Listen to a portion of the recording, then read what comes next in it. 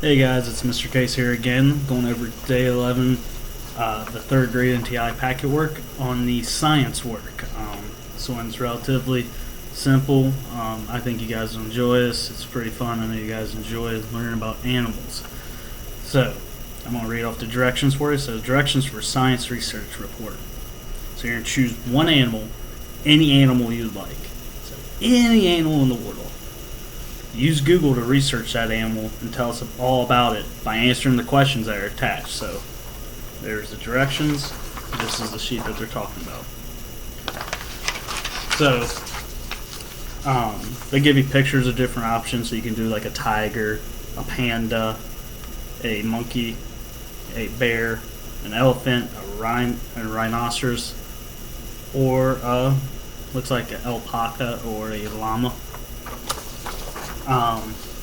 So you're just going to go through and then, so at the top it says this animal is so there's mammal, amphibian, a fish, bird, reptile, or an invertebrate. So usually your invertebrates or your insects and different animals like that. There are some that are also invertebrates like starfish or it's really any animal that doesn't have a backbone. So that's why usually bugs are very much included in that because a lot of them don't have backbones. Reptile is just pretty much turtles, snakes, crocodiles, lizards, different things like that, chameleons, iguanas. Those would be your reptiles. Birds, obviously, I can name off a bunch of different birds for you, but you guys know what a bird is. Fish, once again, fish pretty self-explanatory, but also do not get confused. There are some marine animals, animals that live in water that are considered mammals. So I'll leave that for you in the research.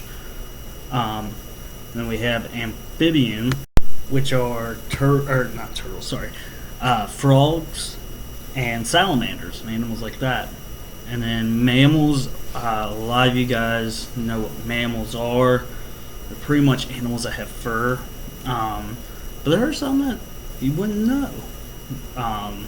Like some of those marine life animals that live in water, some of them are considered mammals. So as you guys research that, we'll usually tell you what type of animal. And the reason we use these words is how we classify these animals.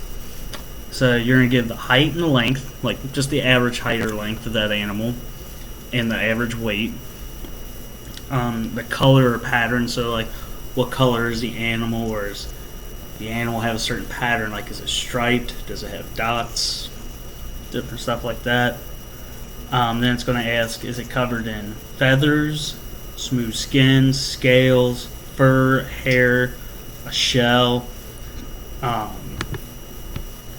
an exoskeleton. And then there's also an option for you to write down if for some reason none of those appear on the animal that you select. Talk about what it eats. Talk about, it said it can be found in, so where could you find this animal if you were looking for it? And it asks, it is hunted by, so are there other animals that hunt for this animal? Is it food for other animals? Or is it what we like to call the top predator, the apex predator? Is it top of the food chain, like it doesn't get hunted by other animals, or maybe it just gets hunted by humans? Then it's ask you, it can live to be blank years old. So that's just on average how long do these animals live. And then it asks for 2 other interesting facts about that animal. So all you gotta do is go to Google, research that animal, and just go through that. And then I think you guys will enjoy this. I know animals are one of my favorite topics when we're talking about science. So I think you guys will enjoy this. Hope this was helpful, and I'll see you guys in the next video. Bye.